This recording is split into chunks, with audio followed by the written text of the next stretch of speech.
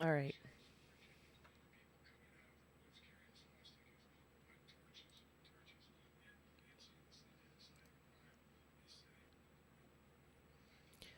Looks like we're live again. Okay. So I left off a couple hours ago. Actually, like 3 hours ago. So sorry it took me so long. I tried watching the presidential debate and I can't stomach it. It's making me sick. I'm not going to explain why. So I can't do it. I get too angry and frustrated and the lies. I can't do it. So I'm coming back to this because these are different kind of lies. So we were talking about Chief Costa's contract and the Somerset Sentinel article that came out today regarding the sick time buyout, which ended up being $60,478 for all the sick days that were unused in 33 years on the police force. That's 200 days at $302.39 per day, which is absurd. Before my time, more than about a decade ago, before I was elected in 2016, our town administrator at the time, Richard Brown, I confirmed with him today just to be sure that I had it right. He changed it so that this couldn't happen anymore. That this sick time, it's absurd. Like even in the private industry, they don't do that. You don't get your sick time paid out when you leave a job, regardless. So Richard Brown had fixed that and capped it. And after he had capped it, some folks were grandfathered in, so they were able to maintain their original contract. But in this case, in Chief Costa's case, who eventually became a chief in 2021, the board at the time was Kathy Souza, Lauren Lawless, and Alan Smith, who Alan was just reelected. I tried running against him, and he won. They hired Todd to be the interim chief, did not evaluate Chief McNeil for a minute. Alan was in office for a week when he made this decision to get rid of Chief McNeil. And they made a mistake. They thought Chief McNeil was done with his contract, but he had a year left. So because of their stupid mistake, the town had to pay for two chiefs for about a year and a half. It's a couple $100,000 worth of money that did not need to be spent. Not only that, but they did not bother encouraging anyone to apply. They just appointed Todd because he was part of Save Our Bay and he was their friend. He campaigned for them. He held signs for them against the department's, rules and regulations, just violating ethics code left and right. Didn't really care. I have pictures of that I've posted before. And the $60,478 of the sick days, now the town has to pay, in addition to the two chief salaries that Alan and Lauren and Kathy imposed on the town. They also gave their friend, the new Chief Costa, a $50,000 increase, a pay raise. Which is absurd to begin with. And I made a mistake on the last live. He didn't get a full-time assistant. He was able to have the town floater go in. It was a position that we created in my tenure, but I was misinformed. I fixed that. So, but still, it doesn't really make a difference. So we paid for two chiefs. We gave him a $50,000 pay raise. Now we're paying $60,478 in sick time. That's just unheard of. Now, mind you, other chiefs and other employees redid their contract to be fair to the rest of the staff. So some of the staff and some chiefs have been grandfathered in, like I said, when this change was made before 2016. And they did the right thing. The ethical thing to do was to revise their contract so that it could be on an even playing field with the rest of the bylaw employees and the union employees in the town. But not Todd Costa. He wanted every penny. He felt entitled to it. And when Lauren, Alan, and Kathy were on the board, they did whatever he wanted. They did not negotiate. They could have said no, but they gave him whatever he wanted, whenever he wanted it, and because they knew he would do whatever they wanted. And that's exactly what happened. So let's see. So, okay, and what else? Oh, when Kathy was elected, our town administrator, the same one, Richard Brown, said, F this, I'm out. And he at the time had 2 years left. This is 2021. Richard had 2 years left. I just talked to him today. I talk to him all the time. Alan Smith likes to tell people this sugar-coated story that Richard wanted to spend time with his family. That's a crock of shit. Richard was like, F this, I'm out. He's not going to announce that way. He's going to leave gracefully. He left gracefully. But if anyone believes that he wanted to just spend time with his family and retire 2 years early, I have a bridge to sell you. So anyway, with Richard stepping down 2 years early, the town had to pay for 2 town administrators for 2 years. So Mr. Alan Smith, who claims to be so fiscally responsible and also got rid of our amazing town planner that brought in millions of dollars in her first week of work, which her salary was about $67,000 a year at the time. She already had paid for it 18, 17 times over in all the grants that she had brought into the town. The hotel wouldn't have existed without her, and many other things. All of the projects you see happening right now that the Economic Development Committee, the volunteer group that really has no jurisdiction, they're taking credit for everything our town planner has put into motion. It makes me so sick, but that's what's happening. And, the town doesn't know that. Why would they? Save Our Bay pushed her out, and Alan and Lauren got rid of her. So not only have we lost out on grant money, we've lost out and had to pay all of these extra salaries. We lost out on a full-time town administrator with 45 years of experience. We now have a town administrator who's very nice, but has 0 years of experience. 0. He was a former police officer, and he also acts like a politician, and he panders to people like Jess Machado and Alan Smith and all of the wrong people. It's blatantly obvious. I can see it a mile away. And he's a nice man, but I'm just very concerned for the town because he's being blinded by these bullies. And it's very easy to do because they're good at it. So that's unfortunate, and it's so frustrating for me to watch. Even just watching the YouTube videos, like, it's so blatantly obvious to me. So yeah, the $60,000 that we're now having to pay in sick time for 200 fucking days at $302.39 a day, which isn't even the rate that it was 33 years ago. It's the current rate across the board. That was the town planner's salary. So, Alan, when you say it was a fiscally responsible thing to get rid of our planner, you're lying. That's a lie. Either you're really stupid or you're lying, or both. So it's nothing else. It's either one of those things, because it's a math problem. Like, it does not add up the way you explain it. So please, I want the public to remember, look, I'm not running for office. I'm telling you how it is, and I have nothing to lose because I'm not running for office. I'm here to use my voice and to continue to inform the community. It's not over yet.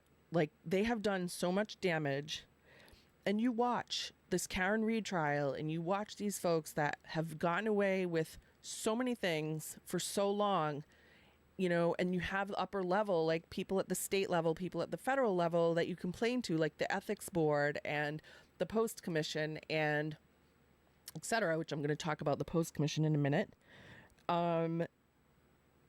You complain to them, oh, it's not bad enough. Oh, it's not bad enough. Oh, it's not bad enough. I talked about this before, but that is how families like the Alberts and the McCabe's get away with, in my opinion, murder, and other minor things. Like, they just get away with everything because there's no one holding them accountable, because it's not bad enough until someone dies. And even then, it's like, well, did they really do something? Yes, it's bad. So I'm going to show you. Let's see. I'm going to show you. Let me make sure I do this right. Okay, let's see. Okay. So hopefully you guys can hear me. Let me see if the screen goes. Yes, it went. Okay. So hopefully you can see this, but this is the latest post-commission report ending January 31st, 2023, and updated 6/11/2024. And now that the post-commission has been formed, because there's major police reform in Massachusetts since, oh my God, I'm forgetting the name. But anyway, there's been major police reform, as you all know. And the post-commission was formed by the state auditor, Auditor Bump. I don't think she's any longer the auditor, but this was her doing. So anyway, post-commission, it's great. Like, the police officers across the state, their personnel files are now, because of this public record. So I did a FOIA request of what became Chief Costa, his personnel file, and it is 124 fucking pages long. Okay, so this post-commission report doesn't even include everything. I don't know what they determined to weed out and keep in or whatever, but I'm just going to read you, if you can see them, a few of the items here. Let's see. Let's see all the way down here. Written reprimand. There is other misconduct, conduct unbecoming, bringing discredit upon himself and impairing the efficiency of the department, truthfulness or professional integrity, failing to conduct himself and set a good example. This was way before Chief McNeil, and he has a vendetta against Chief McNeil, but this has nothing to do. This was like decades before Chief McNeil. Other misconduct, conduct unbecoming, chain of command violation. Let's see, truthfulness or professional integrity, absent without proper leave, failing to conduct himself to set a good example, conduct unbecoming, feigning illness and making a false report. Another issue, making a false report, filing a false report or committing perjury. How is he our chief? I'll tell you how, because there's corruption and Lorne Lawless. And there's more. I'm going to do another episode that does an even deeper dive into all of this. But for now, I'm just kind of going over it because there's so much. But he became our chief with this record. And Chief McNeil's record for 30 years was spotless. So tell me how he became chief. You want to know how? Because there's corruption in Somerset. And that's why I resigned, because I knew this was coming down the pipeline because of executive session, because Lorne Lawless had a bone to pick with Chief McNeil to show him he was alpha. I'll get into that. I'm actually going to have Chief McNeil on my podcast to talk about it directly from him. And there's a lot of information there. It's public. It's all public. So we'll talk about that later. However, I just wanted everyone to see this record here from the Post-Commission. This is also a public document. It's been published in the Globe. I believe it was the Globe, or Boston.com. I don't know if that's the same site as the Globe. Anyway, it's published. No one really paid attention to it. There were other things going on at the time, but I think this is important. And Todd was suspended 30 plus days, written reprimand suspended 6 to 29 days. And he's our chief. And he's retiring. But it's not it's not according to his own will. He's not willfully retiring. He's pretending he is, but he knows the writing's on the wall, and he just wants his sick pay, which is absurd. It's embarrassing. I would be pissed if I was a police officer in Somerset. I would be livid. So what else can I show you here? There's let me show you this. Let me show you, where the heck did it go? Nope. That's not it. All right, hold on. Oh, it's here. All right, so check this out. All right. So the board, the week I resigned April 14th, 2021. And I announced, like, this is what's going on. I called everyone out. I said I wanted no part of the unethical and potentially illegal bullshit that my two colleagues, Lauren and Alan, were partaking in or about to embark on. I just knew it was coming down the pipeline. And that's why a lot of the reason why I resigned. Sure enough, that same week, they told Chief McNeil, we're not renewing your contract. This is before they realized they fucked up and he had a whole year left. But Lauren didn't care. He just wanted to get rid of Chief McNeil. It was a pride thing, in my opinion. So Chief Costa, on May 7th, so only a couple weeks later, gets sworn in as the interim police chief wearing a police uniform. So wait a minute. So how did he know that he was going to be appointed the chief? How did he have a uniform? Typically, the chiefs, when they're appointed, do not have their uniforms for a long time.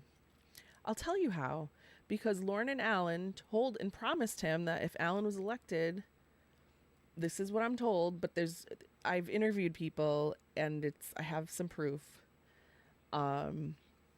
that they told Todd that they would appoint him. Sure, that's what happened. And see, this is the receipt that was submitted for his chief uniform, and you can see the date. Can you see that?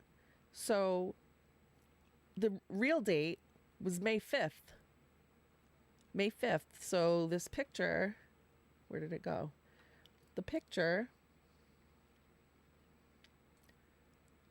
on May 7th, 2021, being sworn in. So he got what he needed right away. But look, he changed when he submitted the receipt for reimbursement. He changed May to June. So pretending later on, when he submitted it much later on, didn't want it to be on paper, even though it's in the picture, to show that he ordered the uniform before he knew he was being appointed interim chief, which means Alan and Lauren violated the open meeting law and told him and deliberated behind closed doors to agree that they were going to appoint Todd as the interim chief. So there's the date. I confirmed with the person that wrote this receipt that Todd asked her to change the date from a 5 to a 6. So I'm not making it up. She was very, very forthright about it. She didn't know, I didn't get into it. She was like, I don't know why he asked me to do that, but I said, all right, that's all I need. So anyway, there's more. There's so much more. But his personnel file is 124 pages long. And now I'm hearing he wants to run for selectman. Which is, oh my God. And Alan Smith, the selectman, thinks that Todd is the mayor of Somerset. That's sad. Shows you how much Alan knows. Poor Alan. So anyway, here I'm going to go back to the live stream. Okay. Now, let's see if I can see your comments. Yes. I hope this is still working. I may have my head chopped off at some point for all of this, but you know what? I'm inspired by Turtle Boy, and I'm inspired. I mean, I wanted to do this anyway. Like, this is stuff that the public needs to know, and no one's talking about it because people are afraid, and I get it. I'm just not afraid anymore. No, wait. I'm still afraid, but I know that it's better for me to put this out there so that everyone knows. It's just the right thing to do. So I hope that summary makes sense. It's really all I wanted to get into tonight. There's a whole other story about this with much more detail that I'm going to do and get into with Dan. A lot of detail, and I'm going to have a lot of things to show you on that screen that I just pulled up. Other things not related to the personnel file. So I just need to find the file that I'm looking for, and it's actually pen and paper. It's not electronic, so I need to find it. But yeah, so I hope that all made sense. If you have any questions, send me a message, and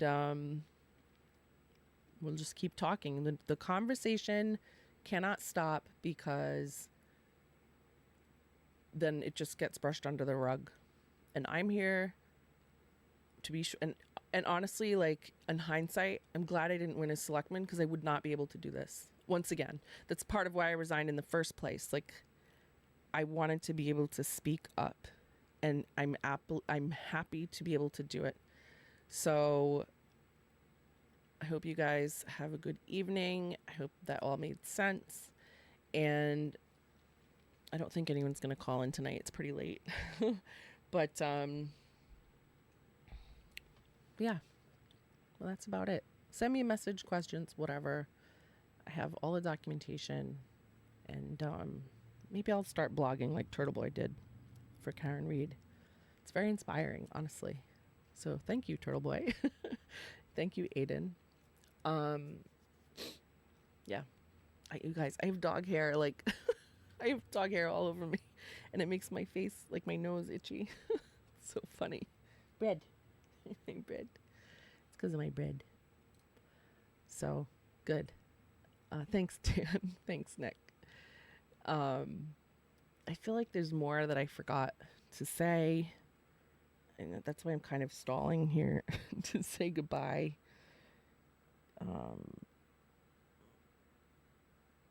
Yeah. Well, I think everyone gets the gist, and probably everyone wants to go to bed. So, yeah, much more to come. Dan said, yeah, much more to come. A lot more that we have never talked about ever. And we need to talk about it. It's time. All right, guys, have a good evening, and